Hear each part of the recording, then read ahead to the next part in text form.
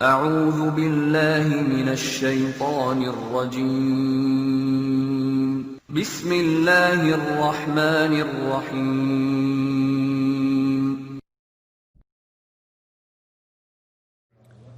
Di antara kisah yang berhubungan dengan kesolehan orang yang patuh kepada Allah dan kenikmatan hidup dia, kisah seorang anak muda di Mekah. Dari sekian ribu kisah, mungkin buku jutaan kisah orang soleh, di antaranya kisah anak muda ini yang sempat membuat hati saya merasa menambah keimanan. Orang ini keluar dari masjid habis sholat duhur di Masjid Haram Mekah. Kemudian dia menemukan sebuah kantong. Kantong ini berwarna biru, beludru, ya. Biru yang terang, yang bagus gitu. Kemudian dia buka kantong tersebut dan dia temukan di dalamnya ada permata zamrud. Termasuk permata yang mahal. Di dunia ini pun sampai sekarang di masa kita juga dikenal dengan permata yang mahal. Di dalam Islam Bapak Ibu sekalian, kita kalau menemukan benda yang jatuh, namanya luqatah dalam bahasa Arabnya. Hukum syar'inya kita dianjurkan tidak menyentuhnya. Hukum syar'i.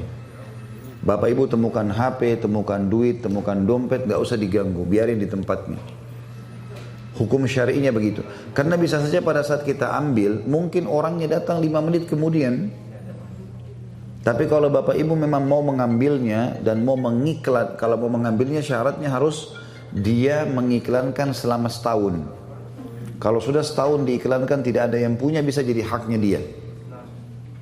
Hukum begitu, hukum luqatah. Tapi anak muda ini melihat di depan Masjid Haram ada kantong terjatuh, diambil sama dia, lalu dia naik ke atas sebuah batu, dia iklankan.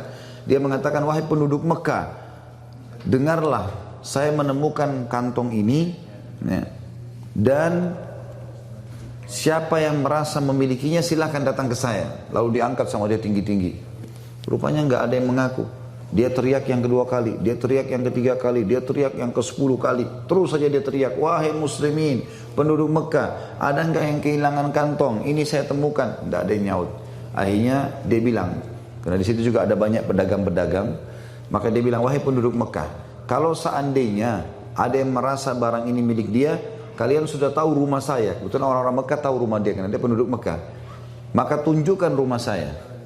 Dengan hikmah Allah, baru saja anak muda ini pulang ke rumahnya, ada satu orang tua lewat di situ, sudah berjenggot putih, naik ke batu yang sama, cukup tinggi, lalu dia teriak, wahai penduduk Mekah, apakah ada di antara kalian yang melihat kantong saya yang jatuh?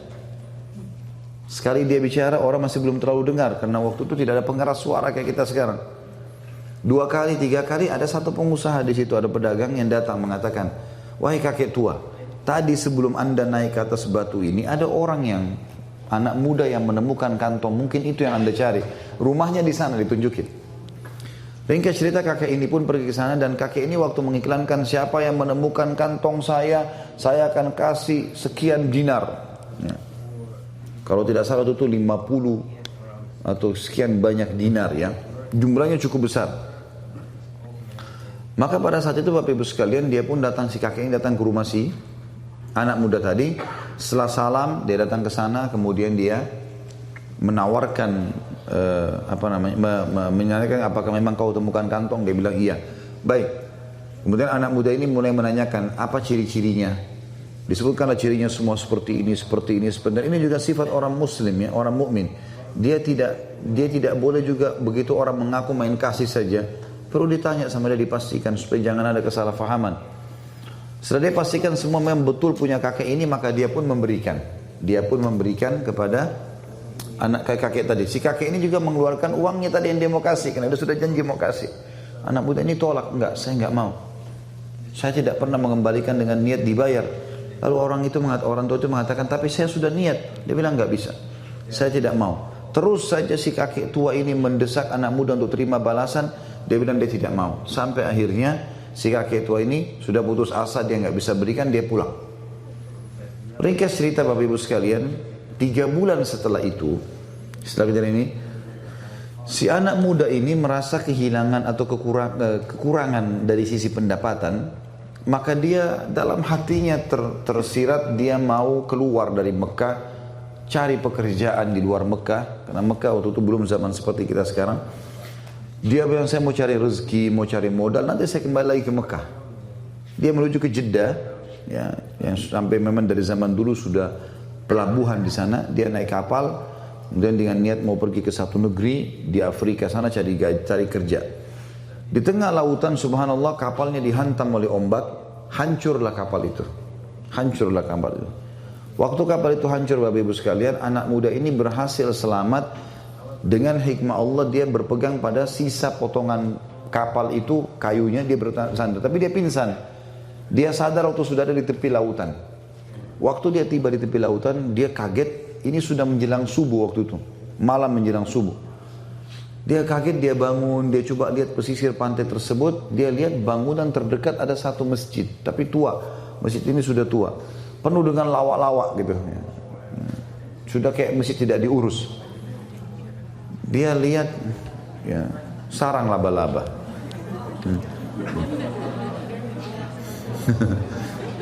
Baiklah. Yang jelas karena sudah tidak dirawat, maka kelihatannya sudah kumuh ya. Dia pun melihat waktu subuh sudah tiba dalam kondisi bajunya basah. Dia baru sadar dari pingsannya, dia bersihin masjid itu semampunya, lalu dia azan di masjid itu. Waktu dia azan rupanya masyarakat sekitar situ dengar itu kalau ada azan. Maka mereka pada datang. Sholatlah bersama anak muda ini. Azan, sholat sunnah, kemudian iqamah. Disuruhlah anak muda ini jadi imam. Ditunjuk oleh orang situ jadi imam. Dia jadi imam, dia sholat. Begitu salam, lalu kemudian orang-orang yang bilang, Anda ini dari mana? Kamu ini dari mana? Dia cerita sama dia. Saya dari Mekah, saya naik kapal, kemudian kapal kami tenggelam, saya tiba di sini pinggir pantai, saya ada masjid. Udah nggak dirawat, saya bersihkan, sudah waktu subuh saya azan. Kata mereka kebetulan kami butuh imam. Bisa nggak jadi imam di sini? Sekalian mengurus masjid ini, nanti kami kasih gaji. Baiklah. Tinggallah anak muda tersebut 3 bulan. Jadi sekarang sudah 6 bulan peninggalkan 6 bulan dari kasus ketemu sama si kakek tadi. Kakek itu tinggalkan rumahnya tadi di Mekah 3 bulan, kemudian dia baru keluar dari Mekah. Setelah itu tiba di pulau ini 3 bulan lagi dia tinggal jadi imam. Setelah 3 bulan rupanya karena dia anak muda yang hafal Quran, dia juga punya ilmu syar'i, ilmu agama yang bisa diajarkan, maka masyarakat sempat suka dengan dia. Lalu dimintalah dia untuk menikah dengan salah satu anak gadis di pulau itu gitu. Apakah kami mau kau nikah dengan anak gadis ini? Bersedia? Dia bilang baiklah. Dia mau menikah karena memang dia masih bujang belum menikah. Kemudian pada saat itu Bapak Ibu sekalian didatangkanlah wanita.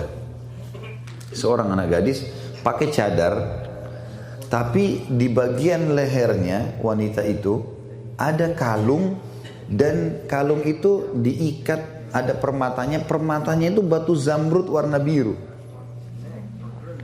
Maka si anak muda ini waktu perempuan tadi datang di depannya, buka cadarnya, matanya tertuju ke batu itu.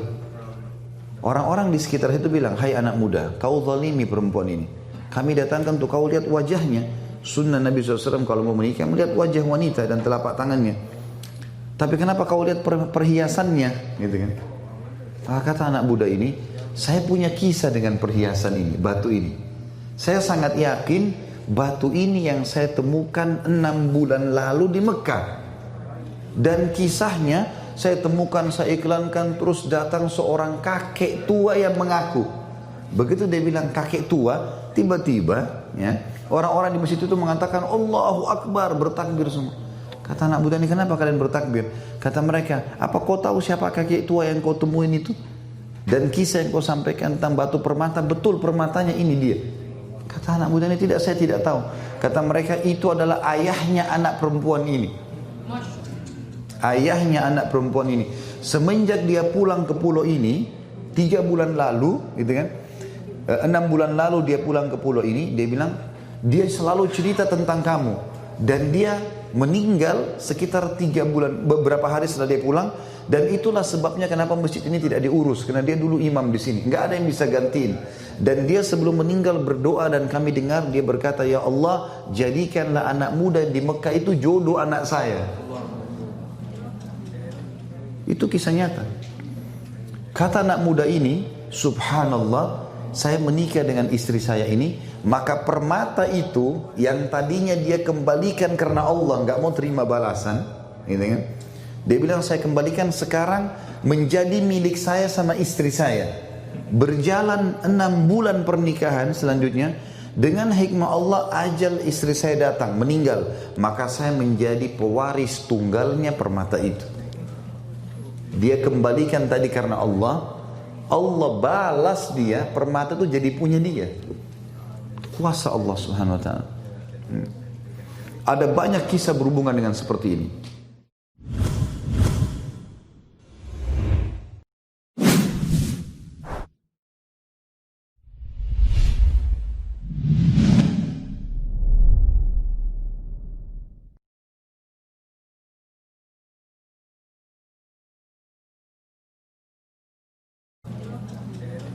Itu kisah nyata.